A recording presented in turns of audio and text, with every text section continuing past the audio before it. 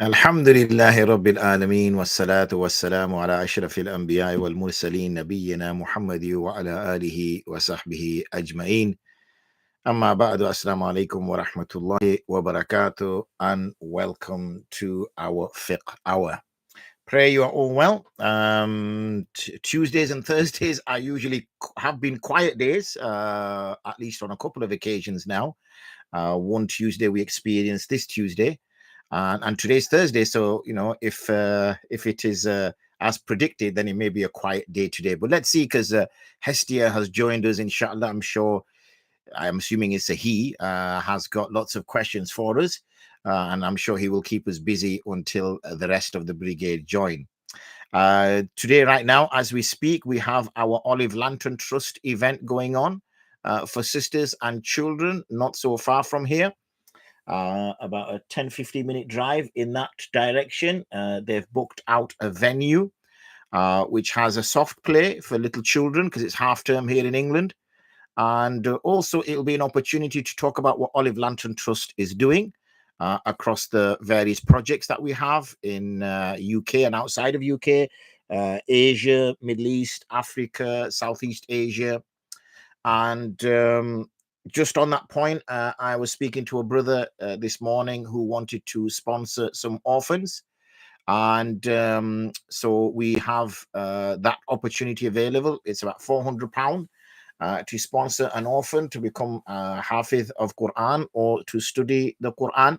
And that will cover all their costs. That would include accommodation, clothing, food, and also ta'lim, education as well.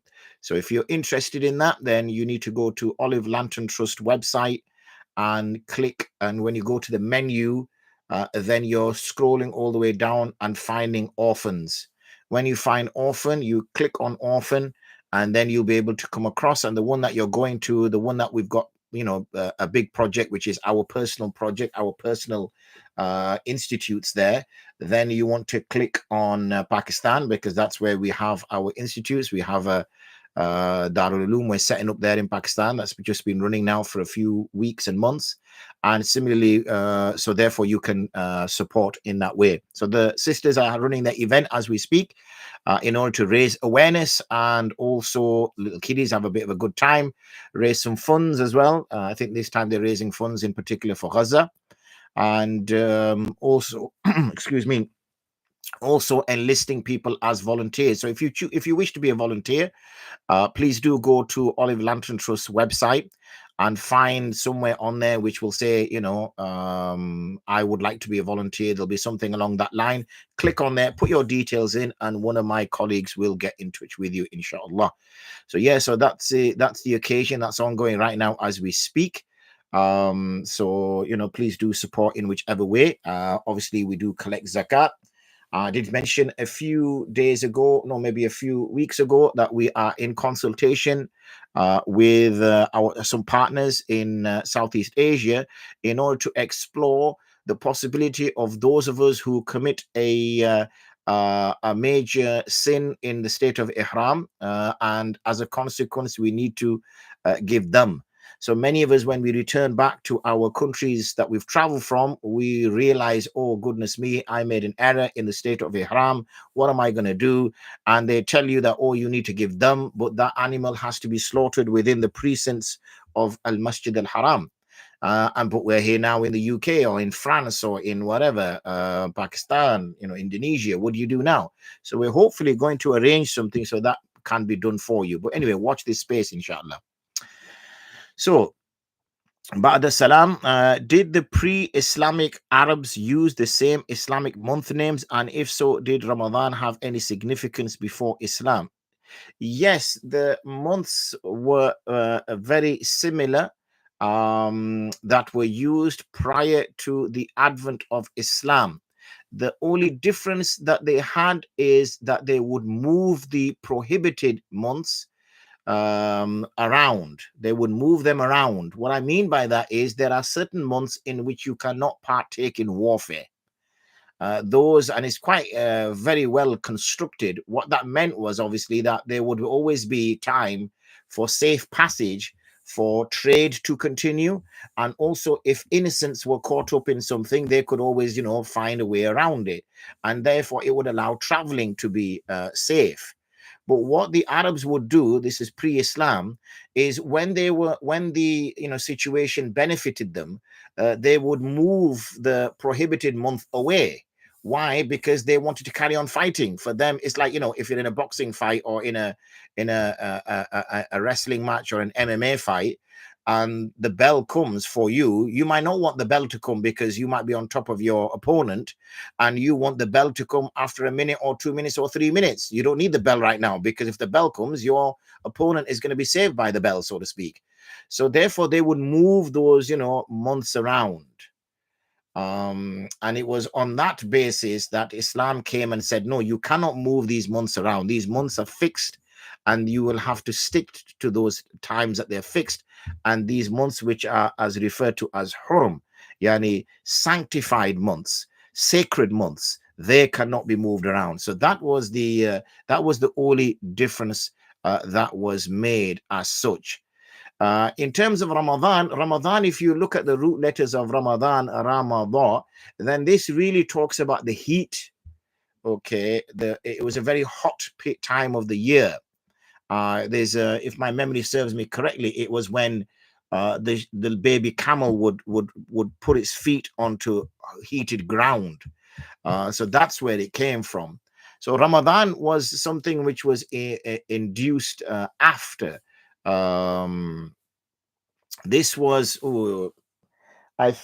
memory will not serve me well, but I think it was a couple of years after Hijri.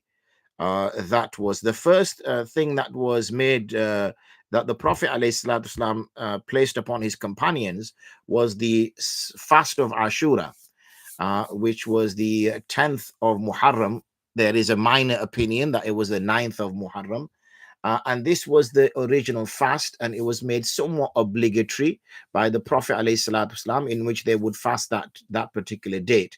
Once Ramadan, I think it may be 3rd Hijri. Don't quote me on that. I can check that for you. But it was around that sort of time.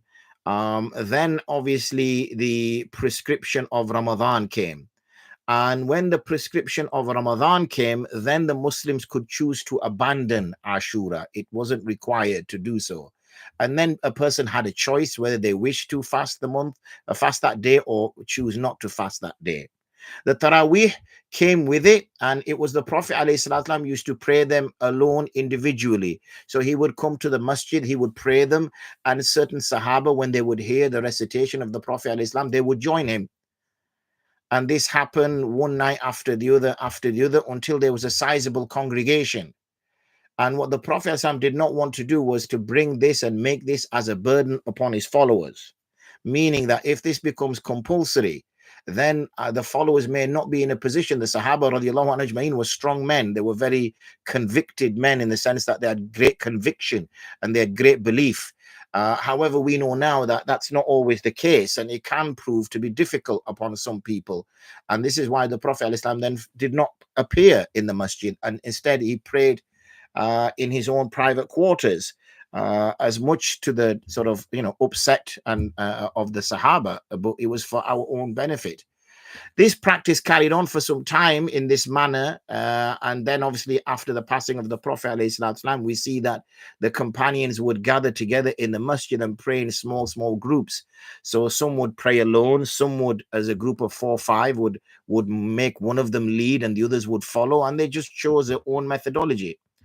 It was only when Sayyidina Umar ibn Khattab arrives in the masjid in his era, when he suggests that what we do now is rather than each of us praying as little small groups, why don't we have a leader, an imam, the best reciter amongst us, and the rest of us will follow him.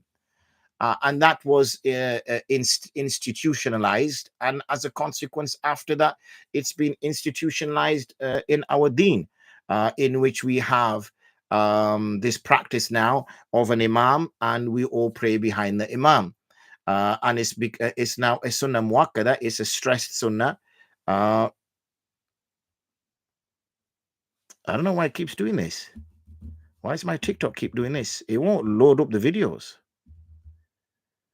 It does. I press 10 minutes. Obviously, I can't go live because I just don't have enough followers. Obviously, I'm not, people don't like me that much. I need more followers on TikTok because I think you got to have some silly number. I don't know what the silly number is. And then you can obviously go live on TikTok, but I don't have that silly number. So once I get to that silly number, so what I have to do is I have to choose, 10 minutes. So when I choose 10 minutes and I press record, it records it. And I've done the same thing that I've done since the beginning of these, whenever I started this, I record it. And when the record finishes, it's supposed to say, do you wish to upload this video? And I say yes, and then it uploads it. But as soon as it doesn't even give me that option anymore. What's going on, man? This is puzzling me. I don't like being puzzled. I don't like puzzles. Need to get to the bottom of it. Anyway, let me try one more time. And see what happens.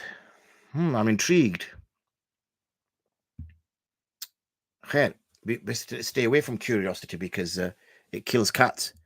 Anyway, let's pick up some questions on Facebook. So, Suhaib, alaikum salam wa rahmatullah.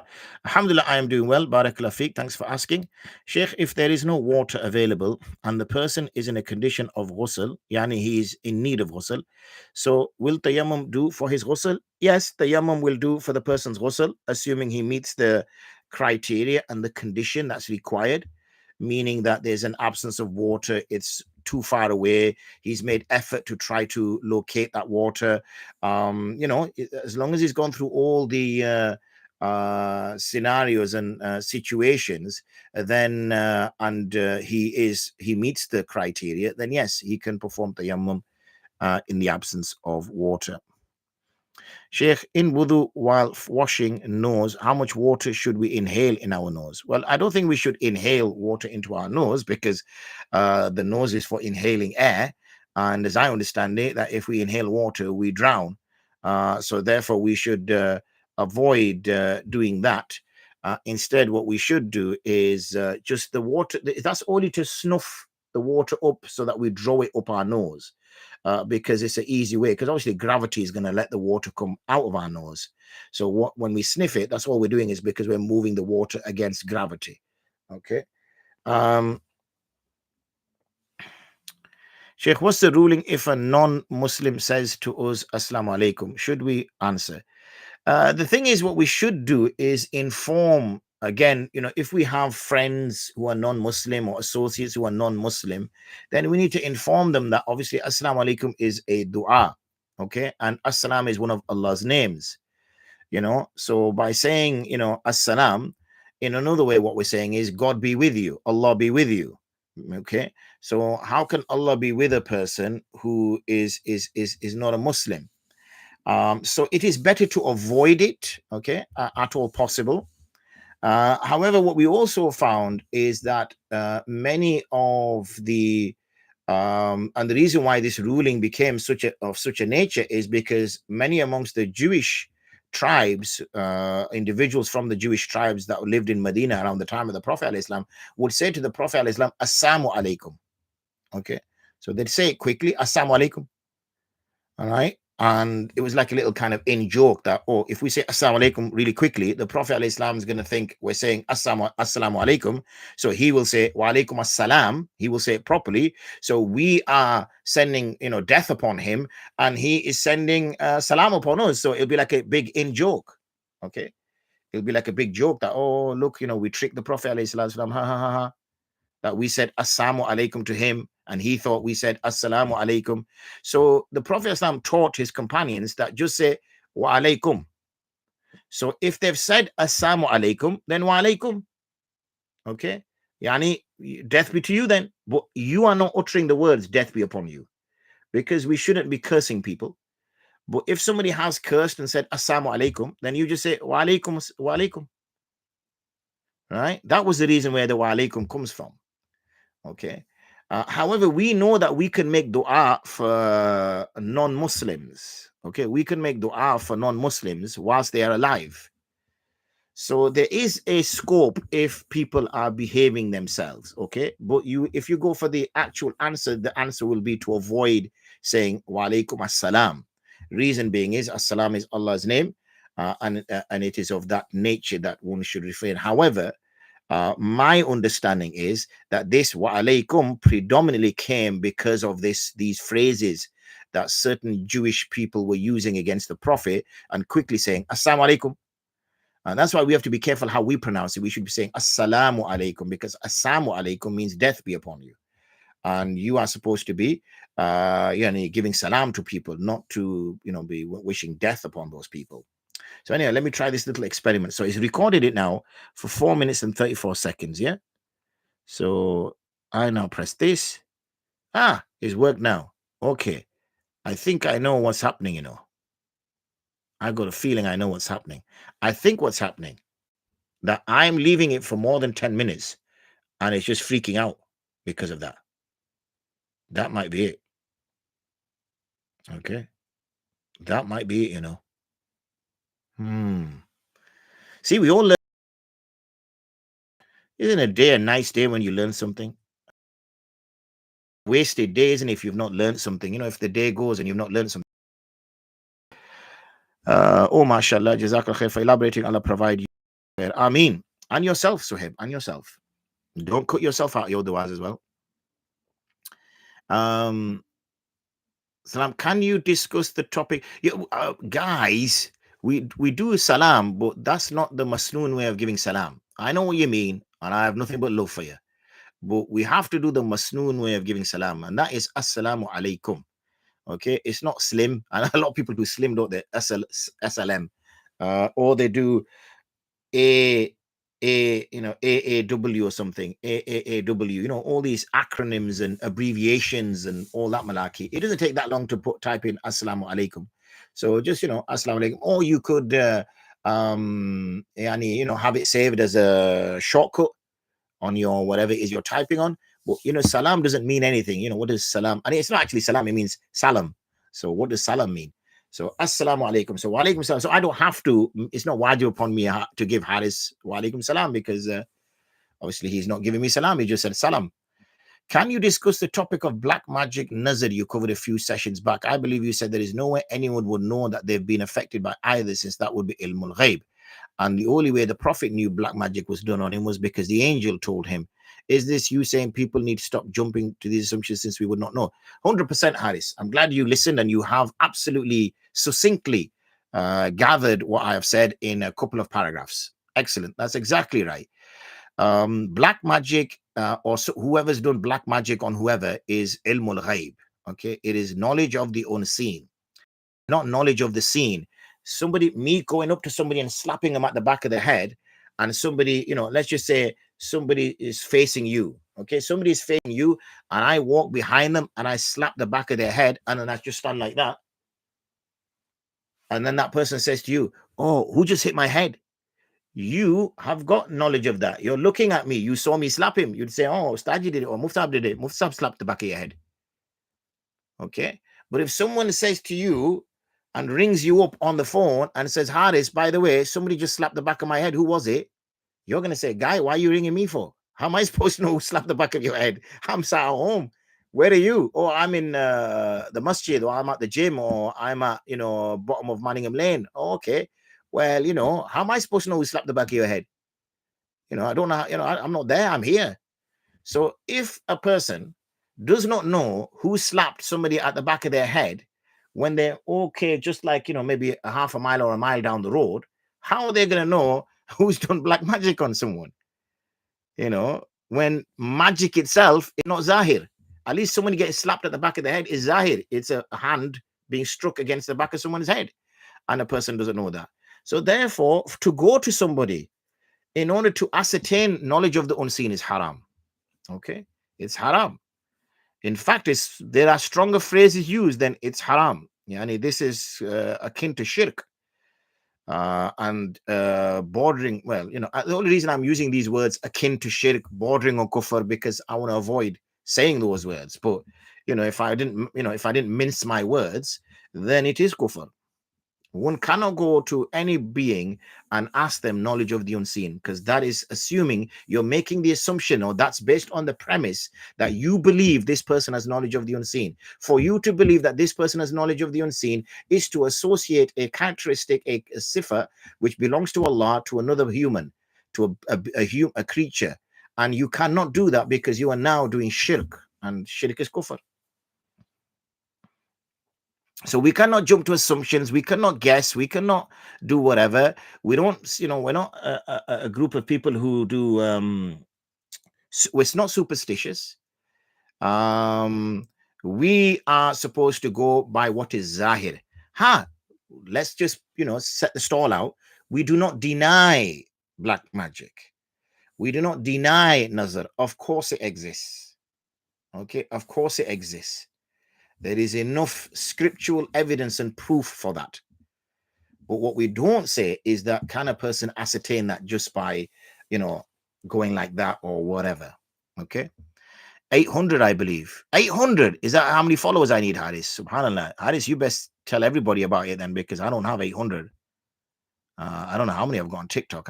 I only just started TikTok this year, to be honest. Because everybody thought it was well, not when I say everybody, a few people told me that it was a worthwhile platform to be on. So I thought I'd try it out. I also tried Twitch or something, whatever it is. That didn't really work well. Tried it for a week. Nothing really happened. So I dropped that. So now I'm trying TikTok, see what happens with TikTok. But it seems to be that, Facebook and YouTube seems to be the busier platforms. Anyway, Salam, hope you're well. Oh, Iman did salam as well, subhanallah. You mean As-Salamu Alaikum? That's what you mean, don't you, Iman?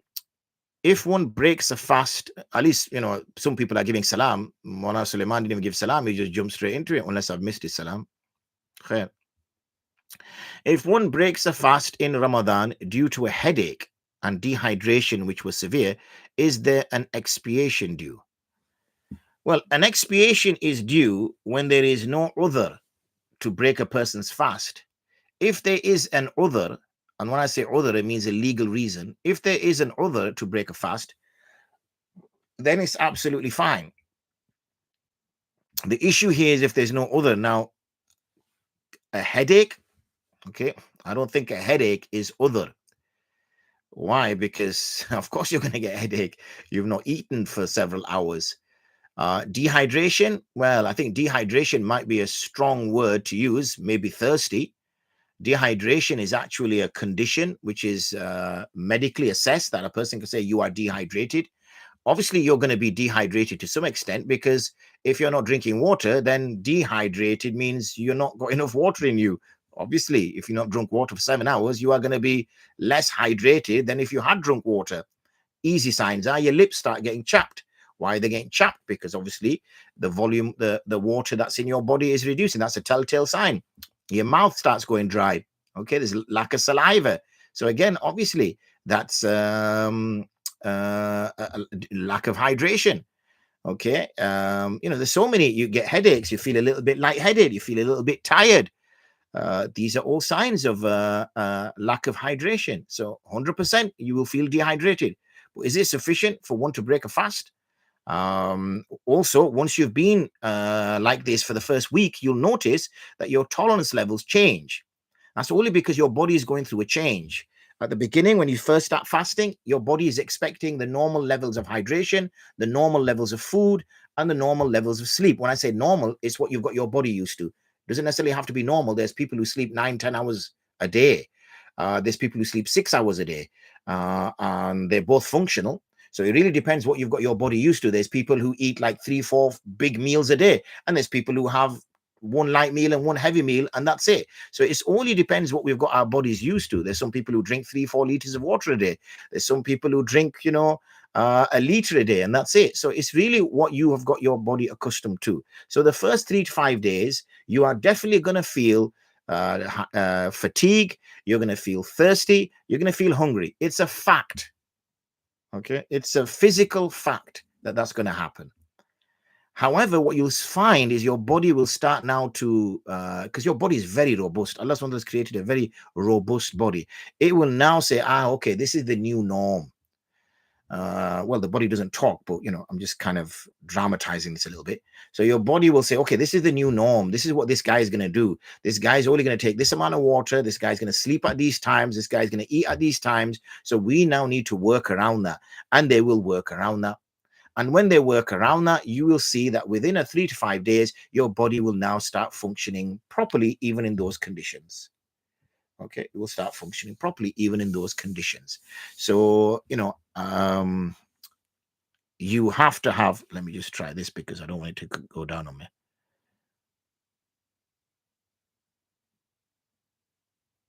Okay, one worked and that didn't work. Didn't get uploaded. Ajib. Disappointing. And Haris, get me 800 followers, man. That's your job for tonight. So why do people always jump to these conclusions of being affected by black magic? Where did that go? Oh, there it is. Whenever anything bad happens to them, and how do we educate these? It's easy, Iman, as to why they do that. They do that because we always other our problems. We always other our problems. It is easy to blame the boogeyman. It's easy to blame somebody else for your inadequacies, for your patheticness, for your lack of parenting skills, for your lack of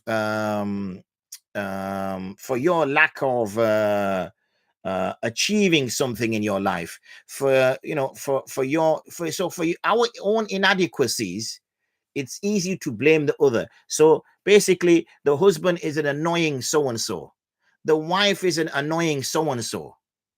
They just can't sit down and have a constructive conversation, just shouting at each other, bawling at each other all day. And then he utters divorce to her. Now they have regret. Oh, what have we done? So what do? Or parents will say, oh, you haven't really divorced your wife. Or haven't I? No. Oh, because they don't want the embarrassment. How our honor is going to be affected if they find out that you divorced your wife.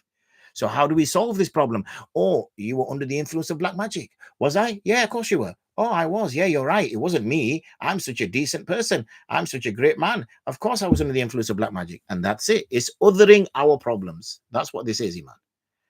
It's easy to blame the boogeyman. It's easy to put the blame somewhere else.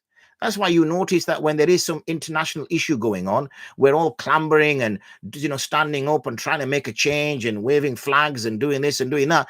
And when you look at our own streets, okay, where there's drugs being sold on our streets, where there's crime going on, where there's people driving, crazy. There's people, double, triple parking outside masjids.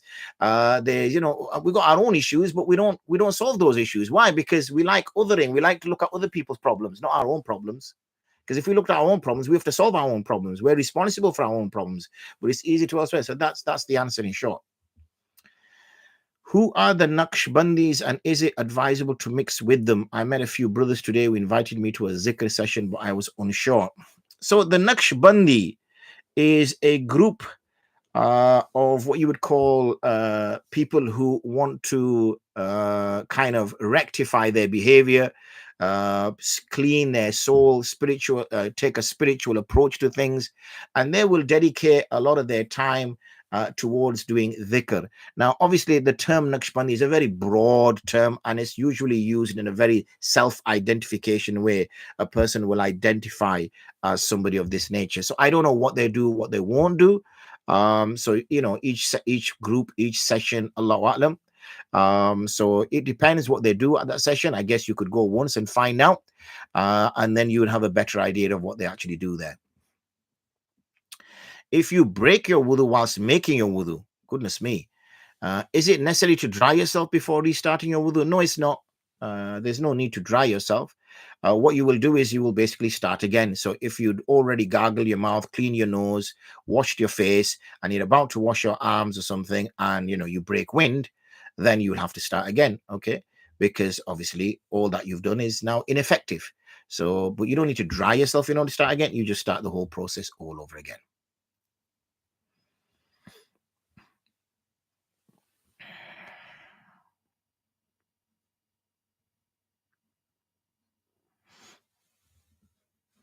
I know sometimes some of the platforms lag, so I apologize for that. It's probably because I'm on so many platforms. That's the problem. But I do apologize for that. But just do put your questions on. I do get around to them, inshallah. Yes, Zubs, how we doing?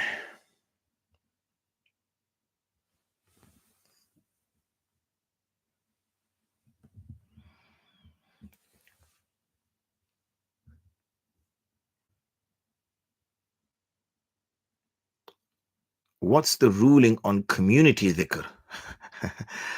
What is community dhikr? I don't understand what that means.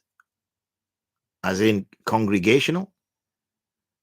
Yeah, okay, okay, that's fine. Is the four fard of wudu, in the four fard of wudu, is it necessary to complete each action without pause in between? It is not necessary. It is not necessary. It is praiseworthy to do so, that you do not let one body part dry before you start moving on to the next body part. So that is something that we should do. It's masnoon, it's the prophetic way. Should women wear the full face? Should women wear the full face veil here in the UK? Yeah, it doesn't matter where, you know, whether they're in the UK or otherwise. The hukum and the ruling stays the same. Many people say, oh, well, won't they be targeted or this or that or the other? Well, I guess it depends where you live.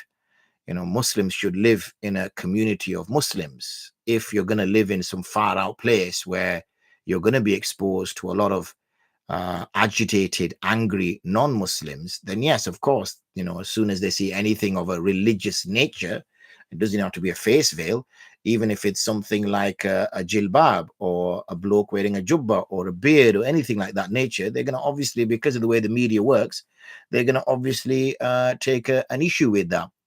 But if you live in a densely Muslim populated area, then those kind of things you won't have a problem with. So that's the thing, is if we choose to live in areas which are not densely Muslim populated, then of course anything which is of a religious nature is going to be targeted. It's like the way, for example, my city, Bradford, was like when, back in the day, in the 70s and in the 80s, life was difficult. But as we moved into the 90s and especially as we moved into the noughties, Muslims in Bradford and other cities like Birmingham, Bolton, Blackburn, Oldham have become majorities in certain areas in the city.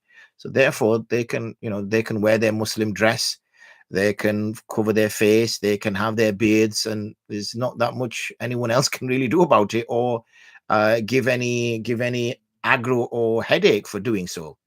But if we're going to live in an area or go shopping in an area where there's going to be predominantly non-Muslim, then yes, we're opening ourselves up, because unfortunately there is good people out there, don't get me wrong, but there's also now an aggressive atheist, there's an aggressive, racist and Islamophobes out there. And for them, it's an easy target as a woman. They're not going to go up to a bloke and, have a go at him, because the bloke might hit back. But targeting a woman for them is easy, because obviously they feel quite confident that she's not going to hit back, unless obviously she's a ninja in more ways than one, and she turns down and beats the living daylights out of him. That would be a bit of a shock, isn't it? He pushes a Muslim sister, and she turns around and turns out to be a ninja and throws a shuriken star at him and kills him or something. But maybe I'm going a bit carried away.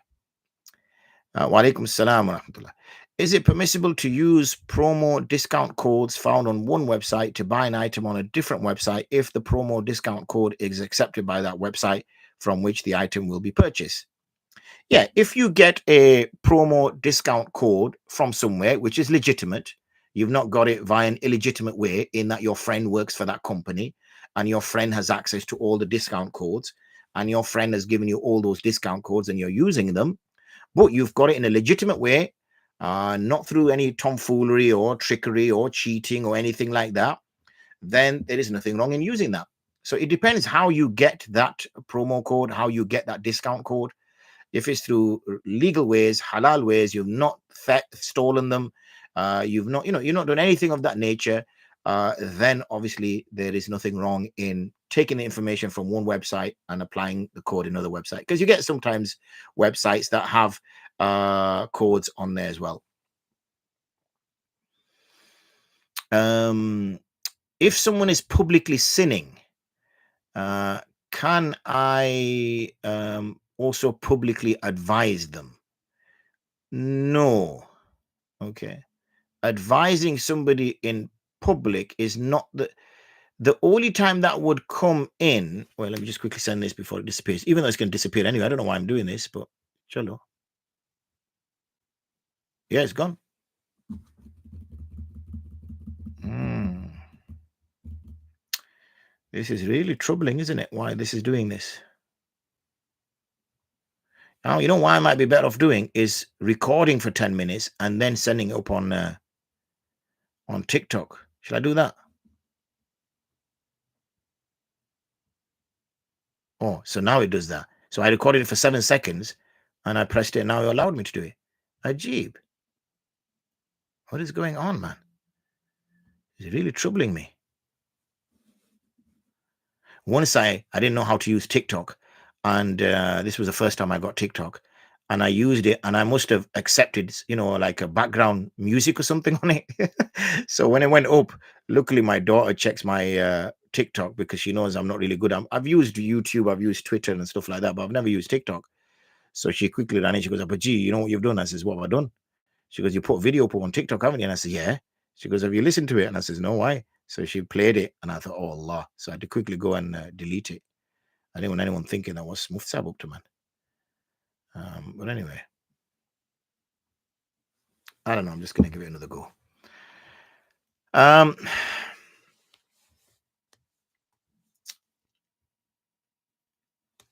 it's a difficult one. At this one, if someone is publicly sinning, the reason why I say it's a difficult one, it depends on your position. If you are a community leader, a scholar, then you may be somewhat obliged to publicly say something. But even then, it depends who's there, you know. But whichever audience is there, you may say it in front of that audience. So, for example, you're in a room, okay? You're in a room, and a brother is doing something, which is a sin, okay? And there's other people there, and you are a person of knowledge, and you don't say anything. Now that's a problem. The reason why it's a problem because that's tacit approval, and in our Sharia, tacit approval is evidence. So wherever the Prophet ﷺ was present and a certain action was committed in his presence and he did not object to it, we consider that act to be permissible. And we develop our Sharia based on that. So therefore, if you're a person of knowledge or a person of learning and something is done in your presence and you don't comment, that can potentially be tacit approval. Now, don't get me wrong. I've told you several times, it's not a black and white world. There may be times where you choose not to, because you might realize that there's more fitna now if you point this out. Okay. And it's going to cause more problem. It's going to turn into a debate or turn into an argument. And therefore there's going to be less. So you got to be, have an understanding of, society and people and find the right way of pitching it. MacBook backup. Okay. Sorry, I think I missed the answer to my previous question. Which question was that? Nathan, Islam, emoji. Okay. Not sure what to make of that. MacBook backup is back. MacBook backup is back. Salam. And it's As-Salamu Alaikum, MacBook backup. And then I would say Wa Alaikum Salam. The Prophet, the Sahaba never said Salam or Salam or anything like that. They would say As-Salamu Alaikum or As-Salamu Alaikum wa Rahmatullah or As-Salamu Alaikum wa Rahmatullahi wa Barakatuh. And the response would then be equal to or more than. So there is nothing like Salam or anything like that. Or you could go as far as Mr. Hamza Yunus, who's written the whole Arabic, As-Salamu Alaikum wa Rahmatullahi wa Barakatuh. All you only got to do is copy that now, lads, everybody or ladies. Copy that, and the next time you're on, just paste it. Okay, alhamdulillah. I was expecting a quiet Thursday, but much to my surprise, it's not a quiet Thursday because we had, I think, at least one quiet Thursday. We do, as I said, we've had a couple of quiet Tuesdays and one quiet Thursday. So I thought, you never know, it might be a quiet Thursday, but it hasn't. It's been quite a busy Thursday, alhamdulillah. Still haven't really resolved the TikTok problem. It's even easier than that. You can type a shortcut and it automotive comes up. Oh, like a car appears or something. What's going on here, Hamza? We don't want a car to appear. We would like it to appear automatically. That's fine, but no cars. Ah, yes, I thought as much. So yes, people, that's what I mean. There's no, it's not like it's going to take a lot of time. Like people think, oh, if I type As-Salamu Alaikum wa rahmatullah, that's going to take me like all day. So I'll just type salam or salam or something. It's not necessarily true, because now we have shortcuts, don't we? As I mentioned, as Hamza has reiterated, we have shortcuts. So all you have to do is, as soon as you start typing SAL, it'll come up straight away. And then that's it. You press spacebar and there it is. It's done. And then you click on. Yes. So, because what it does, you see, it gets you into the habit. I know you don't have to each time, but it gets you into the habit. So when you start talking on your own social media platforms to each other, on WhatsApp, to family members, whatever, you'll get into the habit.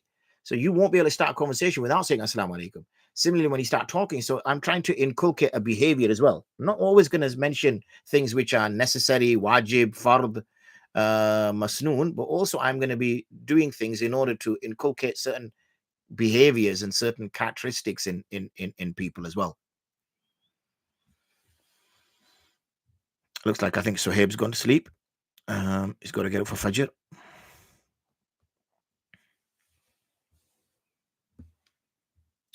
So this is my first call then, inshallah. We still have about 15 minutes or so to go, but there's no point carrying on if we've done our bit, so to speak. So if you have some questions, please put them up so we can answer them, inshallah.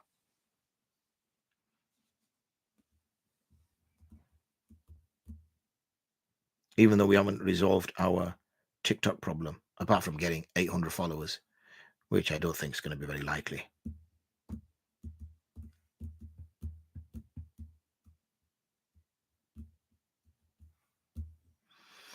My previous question was about congregational dhikr. Yeah, congregational dhikr is, there are numerous dhikr practices that certain firqas, certain yani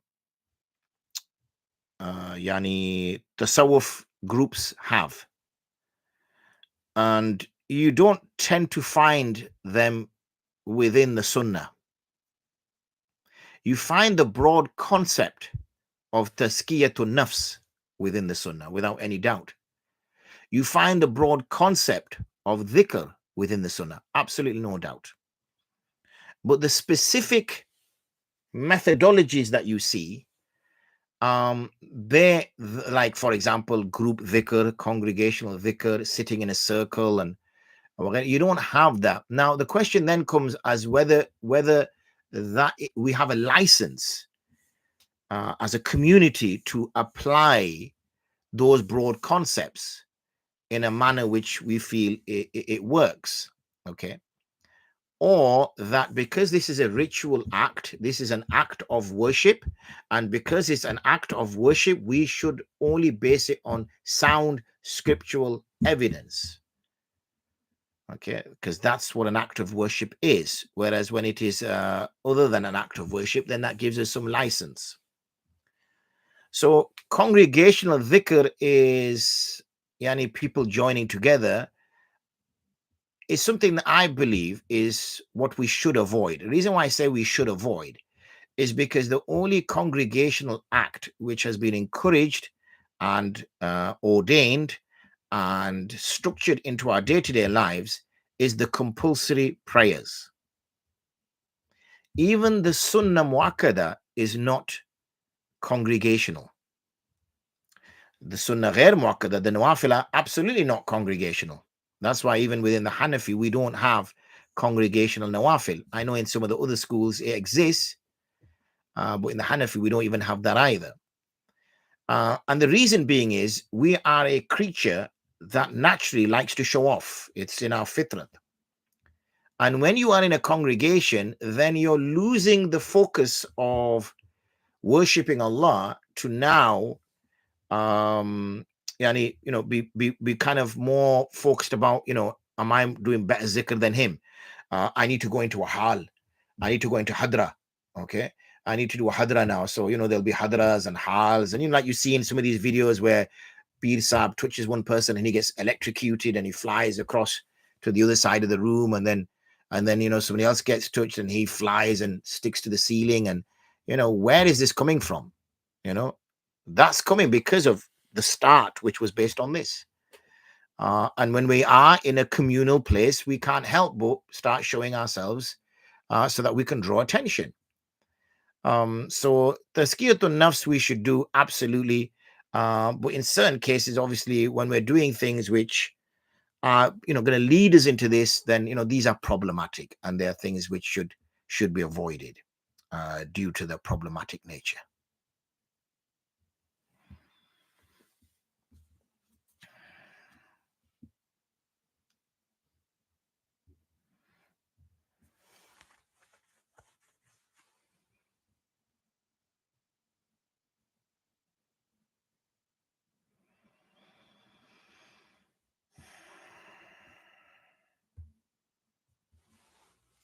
Let me see if this works now.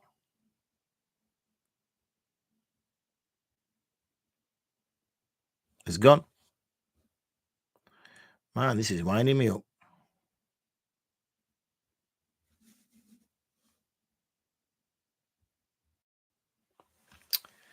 What can you do, eh? What can you do?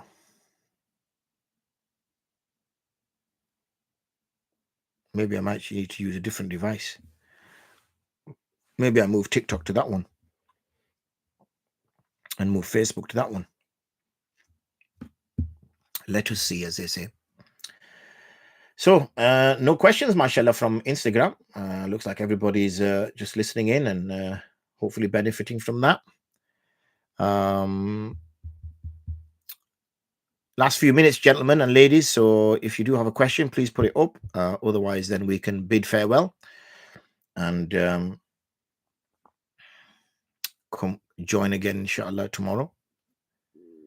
As I mentioned previously, and I will mention again, please do share the handles and also share the videos with friends, family, so others can benefit. They can join. Maybe we can get to 800 people on TikTok so I can actually go live. Maybe that's a target we should set ourselves.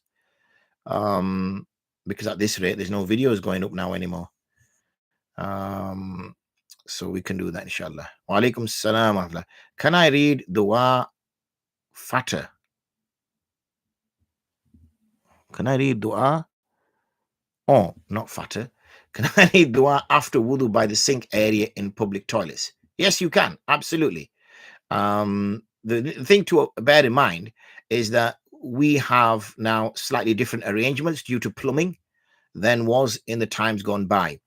So what would happen is when people wanted to answer the call of nature, they would go out to the weeds, out to the tall grass, answer the call of nature, wipe themselves with whatever they needed to wipe themselves, and make their way away from that place. Then they would go somewhere else which was clean, which there's going to be no feces there, no urine there, and then they will make wudu there. With us, we have a different situation. We'll find that in our bathroom, there's the toilet there, there's the sink there, there's the bath there, or the shower. So because of our plumbing, we can't have those in separate rooms because that just wouldn't make sense. What I do advise people is, if you can, if you are renovating your own house, is to maybe have the toilet in a separate room to where you have your sink and your bath. So you have a separate area which has the toilet, a separate little room which has a toilet and a little wash basin, and you can use that for toilet purposes. And then you have the main room, which obviously is got a sink in there and a bath in there. And what you would do is, but let's just say that for most houses, we don't have a separate room that has a toilet in it, but rather we have a bathroom which has a sink in it, a toilet in it, and a bath in it.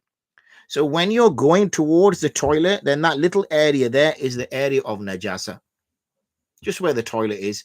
Because the other thing to bear in mind is, back in the day, there was no vessel capturing the urine or the feces.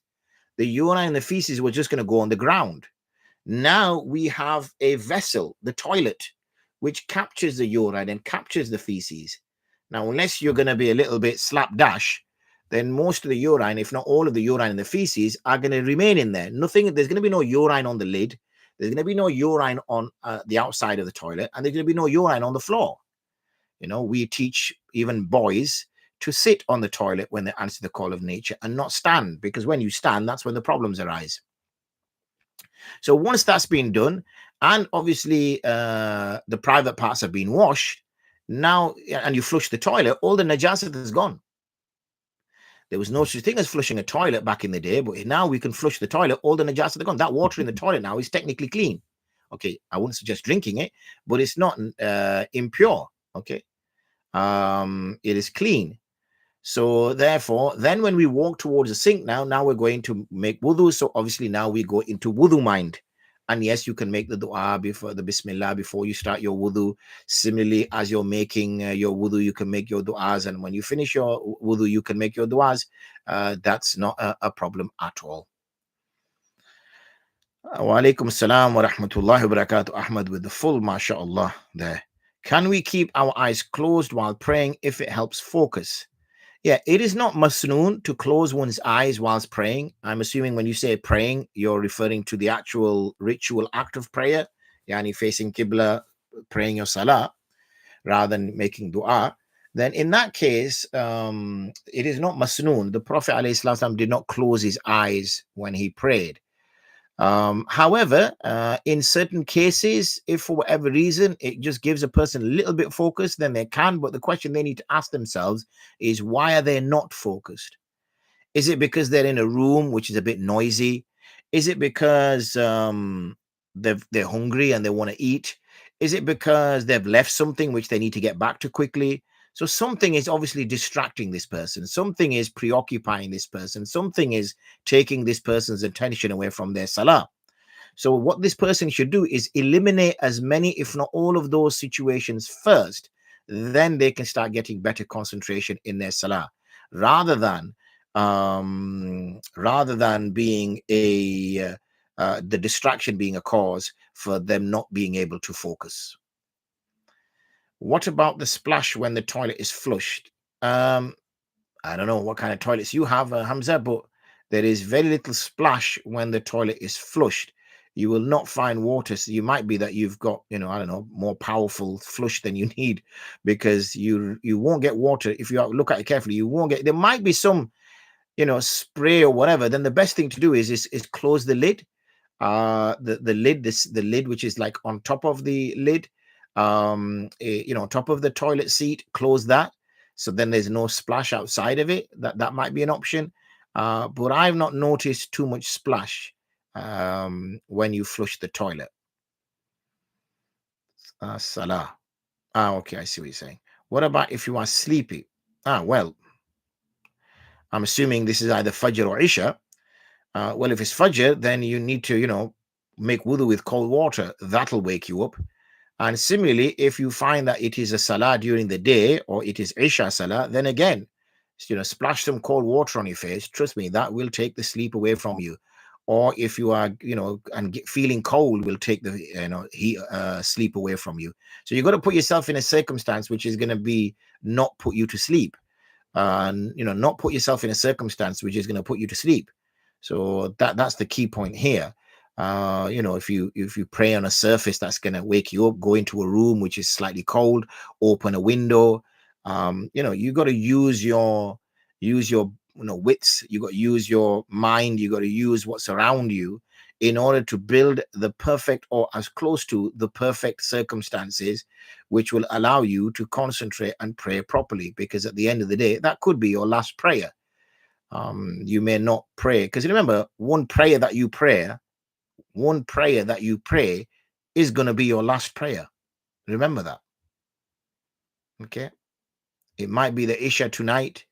It might be the Fajr in the morning. It might be the Dhuhr tomorrow, but one of them is going to be your last. And then you'll be bedridden and you will not pray another one, and then you will die. Okay. So keep that in mind. Not splash. Hey, how about the splash when the toilet is flushed? Not splash. I wonder what you're getting at there. Anyway, you've got 2 minutes to explain yourself, Hamza. Otherwise, we are going off air, inshallah.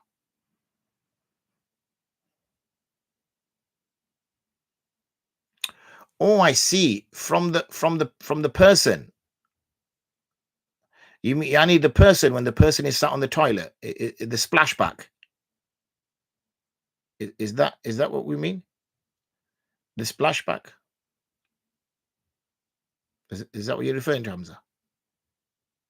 Yeah, then the best thing to do is to put like a tissue paper on top of the surface of the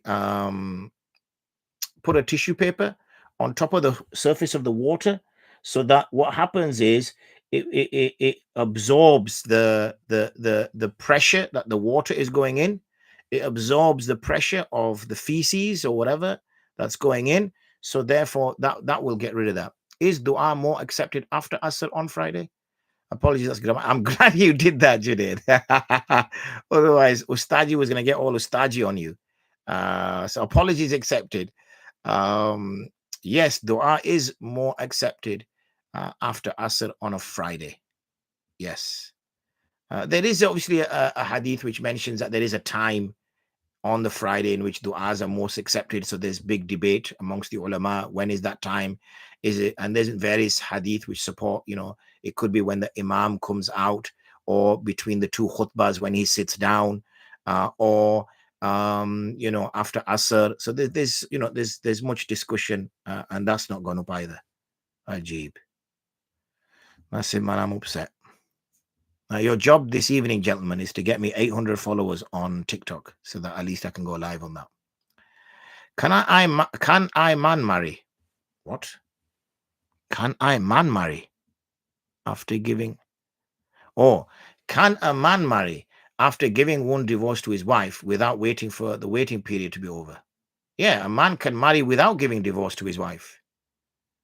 A man can marry another woman whilst he's married to his wife. He could marry two, he can marry three, he can marry four. And when I say marry, obviously, I'm speaking from an Islamic perspective. I'm not condoning breaking the law where it is illegal to be married to more than one woman. But obviously, there is nothing which stops in the UK a man having 3 or 4 girlfriends. So if there's nothing in the UK that stops a man from having 3 or 4 girlfriends, then in the Sharia, then why the Sharia doesn't stop a man having 3 or 4 wives, okay, which are not wives according to English law, but we like to use that phrase, wife and wife, wife and wives. Wife and wives. It's interesting that, isn't it? That the singular for, wife is singular.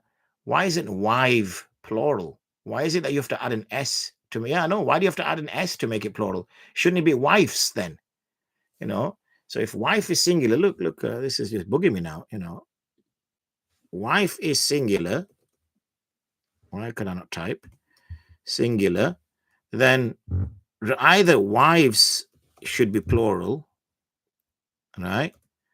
Or we should have another word, which is wife should be plural. Why is it that we change the word and add an S? Singular is man, plural is men. We don't say men's, do we? Yeah, I know the rule, Sister Maria. I know the rule. I was an English teacher. I know the rule. I'm just playing with you. I'm just saying that the English is broken. We need to fix English. There's problems with English. Let's fix it. Okay. Okay. I know. I'm just messing around. I'm just messing around. Right. What I'm saying is that English is broken. That's all I'm saying is, we need to fix English. That's the point I'm making. Anyway, on such a joyful note, alhamdulillah. I didn't know. Hamza, I founded a school, Olive Secondary School, and I used to teach. I used to teach everything. Alhamdulillah. I used to teach maths, English, science. Obviously, I've got a PGCE. I've got a QTS.